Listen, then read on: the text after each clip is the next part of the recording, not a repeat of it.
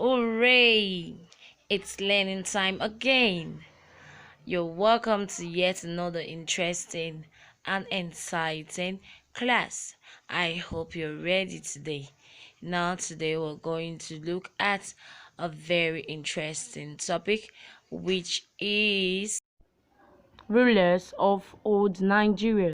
The first ruler of old in Nigeria we're going to talk about is Usman Dan Fodio.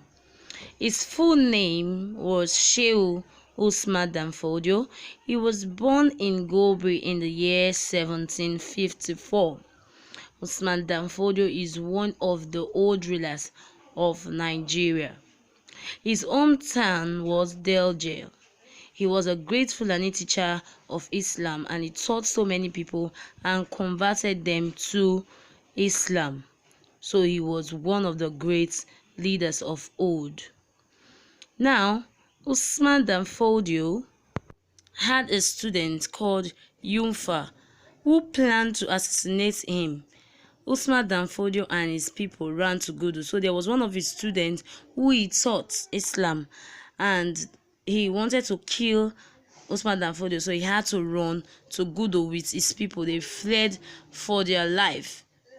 Now, Usman Dan Fodio was made Amira Munini, which means the leader of the faithful. He also declared jihad, which means holy war, against the Hausa kings, and he founded the Sokoto Caliphate.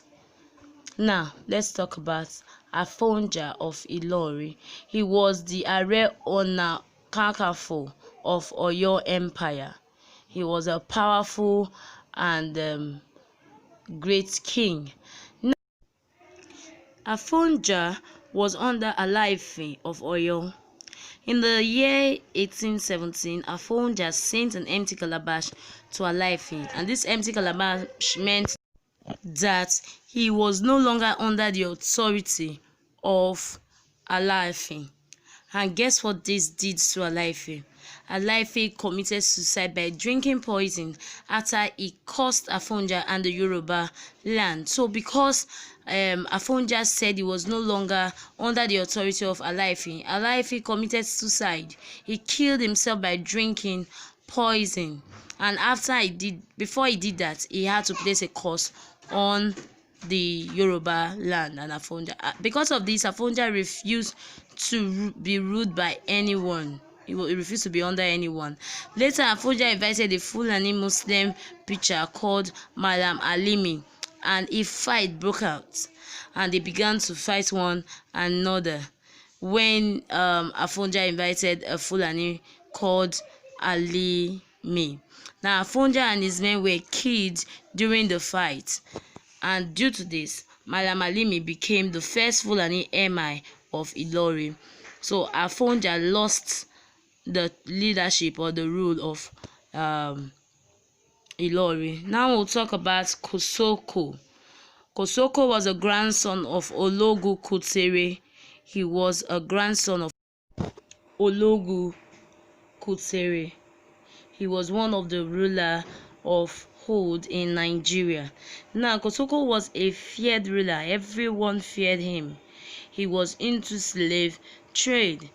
So because he was into slave trade, everyone feared him. He was selling Nigerians to other countries as slaves.